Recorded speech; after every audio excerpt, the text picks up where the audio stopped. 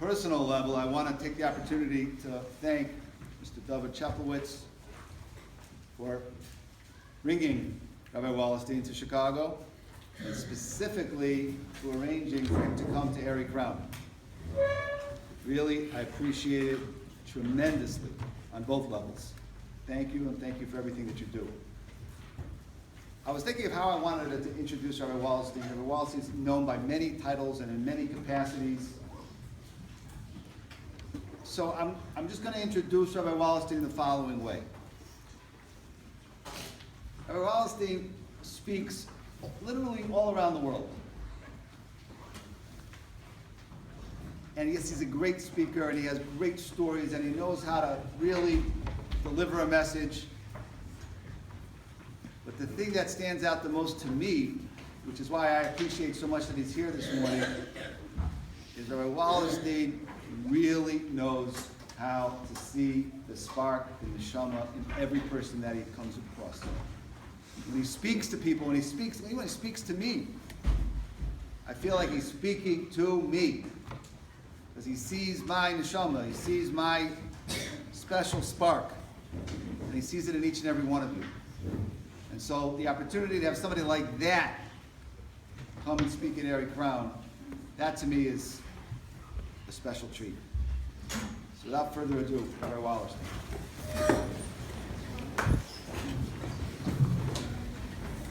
Thank you very much, Rabbi. I complimented, well, most of you anyway, you were here last year, on your tefillah, but see where I go to many schools. I didn't think you could take it up a notch from last year, but today you definitely took it up a notch. I don't think you appreciate it because you're davening every day, but to have a group of boys daven with kavanah, not talking, the rabbi had to say, make room, make a pathway for the Sefer Torah to get to the bima, because all the guys were so excited to run up and kiss the Torah. I have never seen that before, and I have been in many, many, many schools. So you should really congratulate, unless you guys normally talk every day and I just show up and you're quiet. I don't know, but I don't think that's the case. So boys, you should be very, very proud of your tefillah. It's really something special to daven with this minyan. The Bal Koira, the boy who called me up, the Bali Tefillah, everyone really involved, beautiful, clear, kavanah with feeling, amazing. So I think I want to tell you a story that has to do with tefillah and has to do with a little boy, a young boy. So this week's parsha is Parshas Truma. Everybody knows you probably have your Mishkan books, and you have all the different color, gold and silver and copper, and all the different wools, and all the different kalim that were built. But it's very important that you look at the second pasuk in the parsha. Daber b'nei Yisrael, v'yichol truma. Okay, we got to build a building. We need the ingredients to build the building. So we want to build a mishkan. Take from me a truma. At that point, it should say, but it doesn't say that. It says, what is the truma? The gold, the silver? No. It repeats the words tikvu with trumasi, and Hashem says, boys, what do I really want from you? I want Yidvena Libo. I want your heart. If you give the gold and the silver and all the other things to the Mishkan, but you don't give it with your heart, I don't want it. So I'll tell you a story about a little boy. So everybody thinks to bring Mashiach, you got to be a Gal Adar. Sure, maybe Rav Chaim Kanievsky in Israel, he's going to bring Mashiach. But me over here in Chicago, I'm a young kid. What am I going to do? I really thought after davening I was going to turn around today with such a tefillah, and Mashiach will be walking in the door. Seriously, still mine. Then I figured it out. It's so cold that maybe that's why he didn't. If you guys, if this school was in Miami, he'd be there. But it's so cold outside. I don't know know if he travels. It's a joke. Don't go home and say, Wallerstein said Mashiach's not coming to Chicago. He's coming. But with this kind of tefillah, it should have shaken the Shemaim, and I'm sure it did. This little boy was a newspaper boy. Now, you guys don't know what that is because you're very young, but when I was growing up, you didn't go to a store and buy the newspaper. Every morning, there'd be a little boy with a bicycle, a basket in the front, 2 baskets in the back. He would fill it up with newspapers. He would ride his bicycle, and he would deliver like 4:30, 5 o'clock in the morning, very, very early, because people went to work and they wanted to have their coffee and read their newspaper. This kid used to make a penny a week. Penny a week. They used to work for a penny a week from every home. Because kids used to work very hard in those days. So the newspaper boys had very good arms. I forgot his name, but there was a very famous pitcher. And he was an all-star. He's in the Hall of Fame. And they asked him, like, he had such precision in his pitching. And he said that he was a newspaper boy. And while he was riding his bicycle, he got it down perfect that as he was moving, he was able to throw the newspaper, that it would hit the door of the person's house and land right on the welcome mat in front. And after doing that for many years, he just had this crazy arm. That while he was moving, he could hit a target. Surely as a pitcher standing still, he could hit a target. So that's what they used to do. So there's this newspaper kid, I don't know, he was 9 years old, and that's what he did every morning. He got up very early, got up at 4 o'clock, loaded up his bicycle, and he would deliver newspaper. He was in the capital of the whole country, like Washington, D.C. That's where he lived. So he's delivering his papers, he's throwing his papers, and every morning he came by the king. The palace also the king has to get a newspaper. And the king at 4:30 in the morning, what was he doing? He was sitting in his garden by himself, it was very early, having a coffee. Only quiet time that the king had in the morning. And this little boy every single day would come by and say to the king, "Good morning, sir. Here's your paper. I just want to tell you, you're an amazing king. I am the best school. Our team is winning. My father's working. I love you. You're amazing." And he would leave. He wouldn't ask the king for anything. This went on for 2 years, delivering the paper every single morning. This boy's father was a potato farmer. He used to sell potatoes very cheap to the poor people.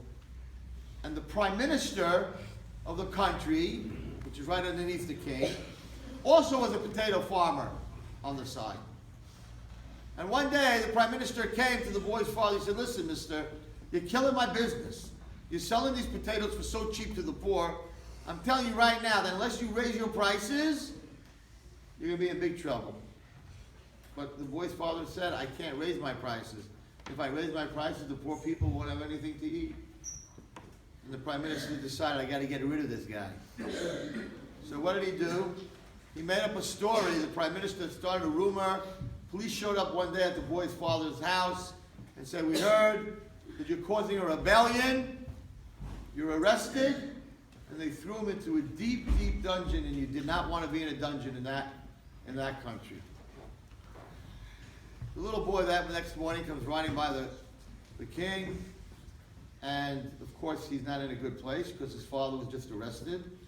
And instead of, "How are you? Life is great. I love you, king," he just said, "Here's the newspaper. Have a good day." Okay?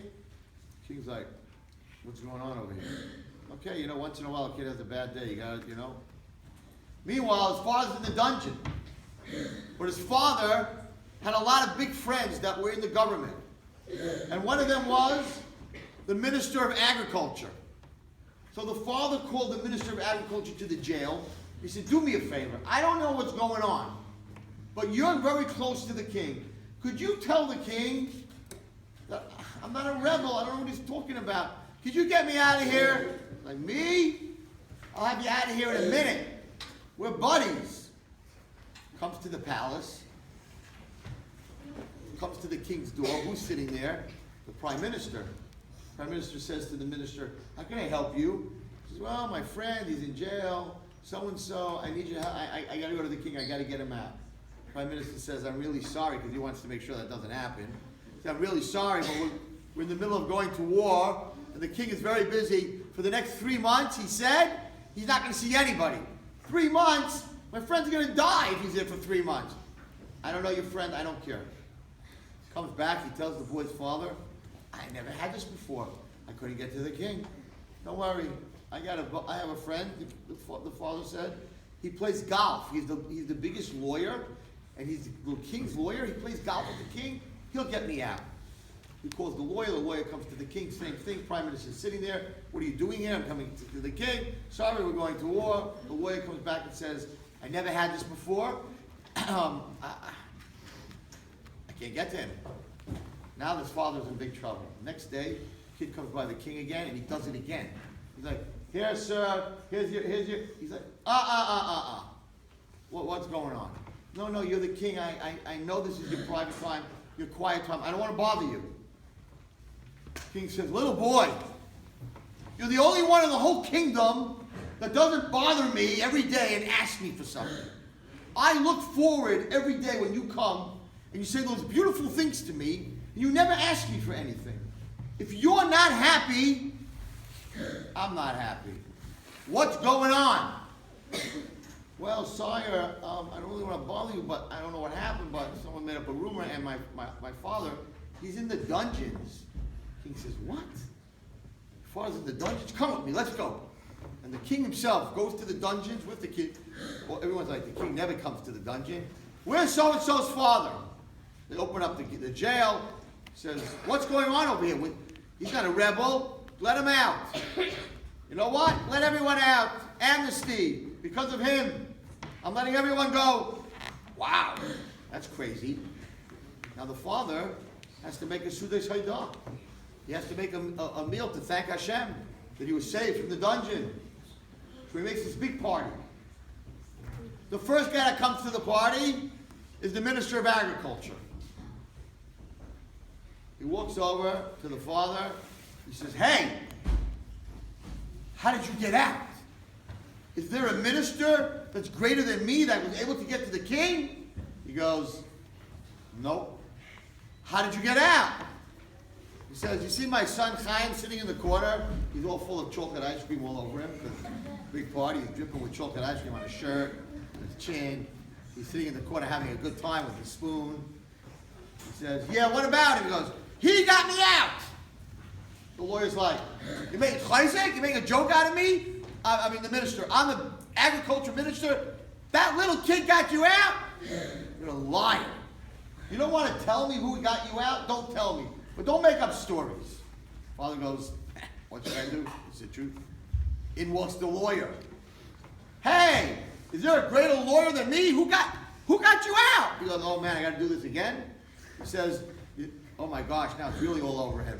You see my little son Chaim in the corner with the chocolate ice cream all over him? We got to change that shirt. That really looks bad. He got me out. The lawyer's like, you're lying. He can't get you out. How does he even know the king? He doesn't even know the king. He goes, what am I going to do? So the party's in full swing. Who walks into the house? The king. And he walks into the house, and the first thing he does is he picks up this little Chaim with all his ice cream all over his shirt, and he gives him a big hug and a kiss. And he says, this little boy, every single day, this little boy makes me so happy. I will do anything for him. And I'm so glad that I was able to finally, he never asked me for anything, finally I could do him a favor. And that's why I freed his father. And the lawyer's standing there, and the minister's standing there, and they're looking at the kid and they're like, I can't believe it. This is an amazing story because, boys, you are all that little boy. What do I mean? The first thing you're supposed to say when you wake up in the morning is what? Moda'ani. What is Moda'ani? Do we ask Hashem for anything in Moda'ani? Moda'ani l'fanecha melachai v'kayom. Thank you very much. Shechazat to be nishmasi. You gave me back my life. I have a life today. B'chemla, with love, Rabbi Munasecha, many are your believers. And Hashem's like, okay, what do you need? What do you want? No, I don't want anything. I don't want anything. I just want to thank you because I love you. In fact, we say Modani before we wash our hands, before we wash our mouth. We're still uchi, yuchi, muchi. We didn't even brush our teeth. Like Hashem, you sure you want me to talk to you right now? Like, I got bad breath. Sure? Hashem's like, you're my little boy. Every single morning, you just tell me you love me? So what happens? You had a bad night. Something in your life is not so good. Or your favorite team didn't win the Super Bowl. You're just like really messed up. Well, the Chicago Bears didn't even get into the Super Bowl. You're really messed up. And you're upset. And you wake up in the morning, instead of jumping out of bed and saying, Mo da'ani l'fanecha, thank you Hashem, what's going to happen today? I'm alive, I can change the world, it's amazing, the sun's out, who knows what's going to be, I'm so excited, I love you. Okay, I got to go to the bathroom, I'm out of here, right? And then you get up that morning because something's going on at home, or your grandmother's not well, or you're having a hard time in school, you didn't do so good on your test even though you tried, and you're not in the mood to say Mo da'ani like that. You're like, Hashem, bye, I'm out of here. It's an unbelievable thing. So HaKadosh Baruch Hu says to his angels, well, 1 second. Every morning this kid, I can't wait till Moshe wakes up and Yehuda wakes up. I can't wait till they wake up because you know what they are? They're kids. And they just thank me. They don't ask me for anything. Adults were asking, I need business in Parnassa, my daughter has to get a shidduch. We got a whole list. We got like this big list every day. We daven Shemona Esrei, a big list. Kids are like, I love you. Thank you for everything. So when one of you, who says Mo da'ani the way you're supposed to, is not able to say it that morning, Hashem says to his angels, let's go down and find out what's going on with him today. And your neshama's like, no, I don't want to bother you. It's just Mo da'ani. Hashem's like, no, you're not bothering me. I look forward every day to Chaim's Mo da'ani, to Chaim's tefillah. So if you can't daven the way you're supposed to that day, let's find out what's going wrong and let's fix it. It's a Dubna Hamagid's mashal. It's a very important mashal for everyone in this room. Because the prime minister is the Satan. And sometimes the biggest gadol and the biggest tzaddik can't get to the Shekhinah because there's something blocking. The Satan is sitting there and saying, well, the Jew's this, the Jew's that. He's called a Makatri. But the little boy, the little newspaper boy, the little boy that goes every day and says, Hashem, I love you. I'm not asking you for anything. You're the best. That little boy can circumvent a place that even the Gadol Adar can't get into. And that's the power of tefillah of a young kid who's just thanking Hashem. And all of you have that power. So today I'm here to tell you to strengthen your Mo da'ani. Before you get here, before you put your tefillin on, before you do anything.